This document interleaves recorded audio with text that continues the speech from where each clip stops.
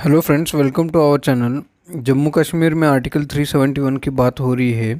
इस वीडियो में हम देखेंगे कि आर्टिकल 371 है क्या है, इसे कब लागू किया गया था, इसमें किन राज्यों के लिए क्या प्रावधान है, आर्टिकल 370 से ये कितना अलग है। बिहार जैसे राज्य खुद को विशेष राज्य का दर्जा देने की बात करते हैं।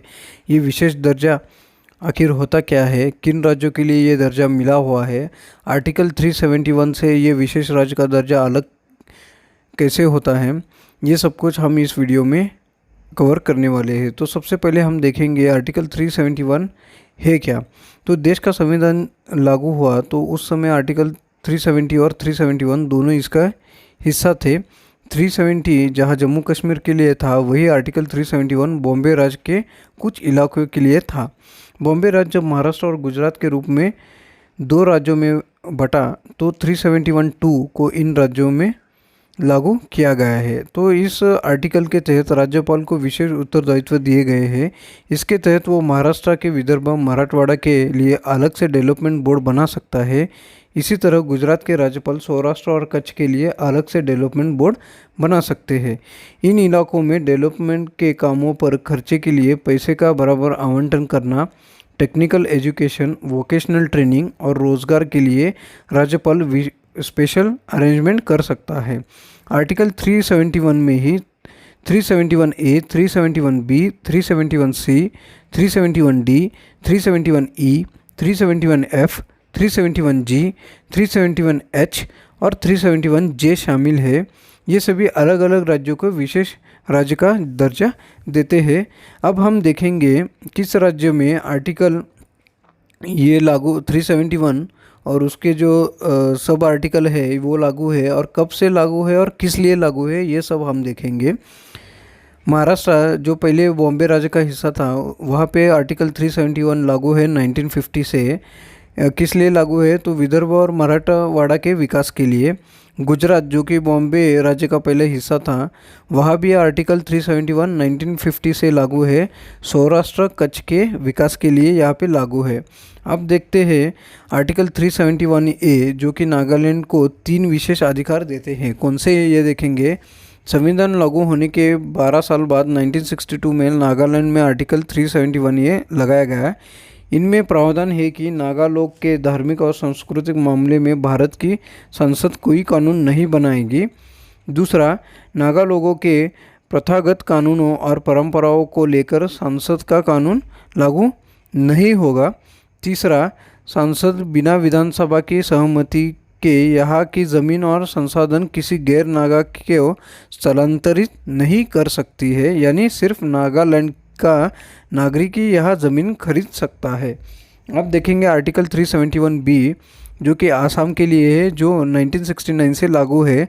संविधान के 22वें संशोधन के जरिए आर्टिकल 371B लगाया गया है। ये आर्टिकल कहता है कि भारत के राष्ट्रपति आसाम विधानसभा की समितियों के गठन और कामकाज के लिए राज्य के जनजातीय क्षेत्र से चुने गए सदस्यों को शामिल कर सकता है। अब हम देखेंगे आर्टिकल 371C जो कि मणिपुर के लिए है, जो कि 1971 से यहाँ पे लागू है। संविधान के 27वें संशोधन के जरिए आर्टिकल 371C लागू हुआ है। ये आर्टिकल कहता है कि राष्ट्रपति चाहे तो राज्यपाल के जरिए कमेटी बनवा सकता है। इस कमेटी में राज्य के पहाड़ी इलाकों से चुने गए सदस्य शामिल होंगे। ये कमेटी राज्य के विकास संबंधित कार्य की निगरानी करेगा। अब देखेंगे आर्टिकल 371D क्या कहता है, जो कि आंध्र प्रदेश के लिए है। 1973 से ये लागू है। 2014 में आंध्र प्रदेश से अलग होकर तेलंगाना बना।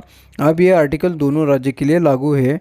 ये सरकारी नौकरी और शिक्षा में राज्य के अलग अलग क्षेत्रों के लोगों को समान अवसर देने के लिए लगाया गया है। इस आर्टिकल के तहत राष्ट्रपति को अधिकार है कि वो राज्य सरकार को आदेश दे सकता है कि किस जॉब में किस वर्ग के लोगों को नौकरी दी जा सकती है। इसी तरह एजुकेशन सेक्टर में भी राज्य के लोगों को बराबर की हिस्सेदारी मिलती है।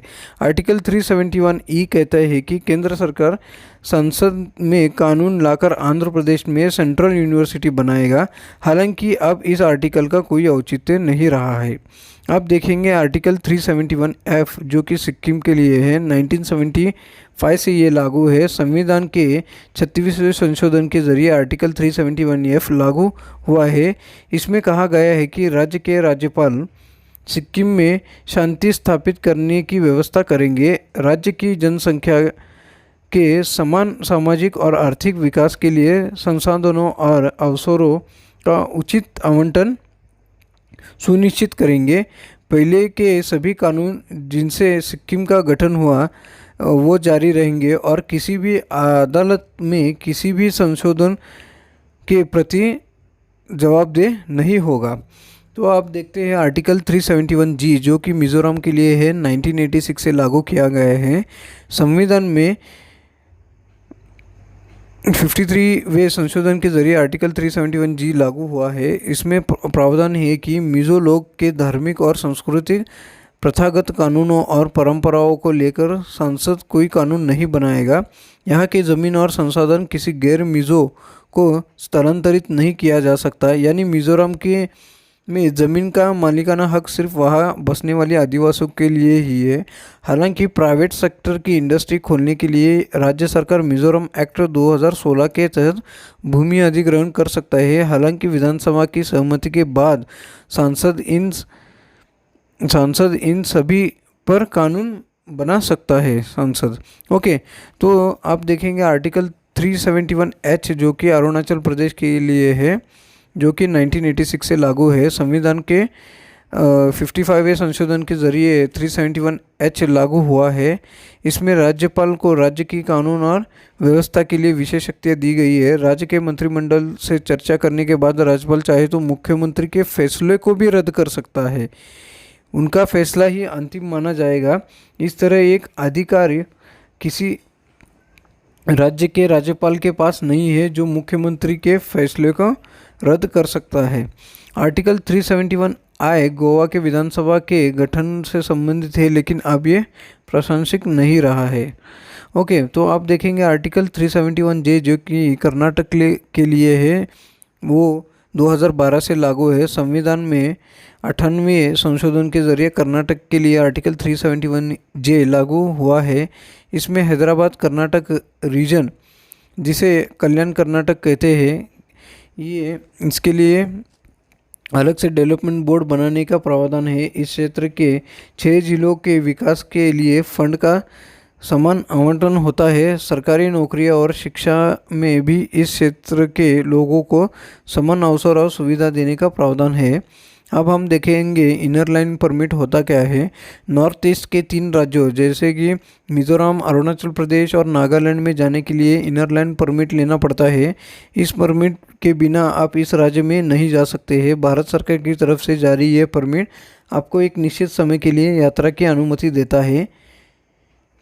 यह नियम को ब्रिटिश सरकार ने बनवाया था। भारत की आज़ादी के बाद समय समय पर इसमें फेरबदल किए गए हैं।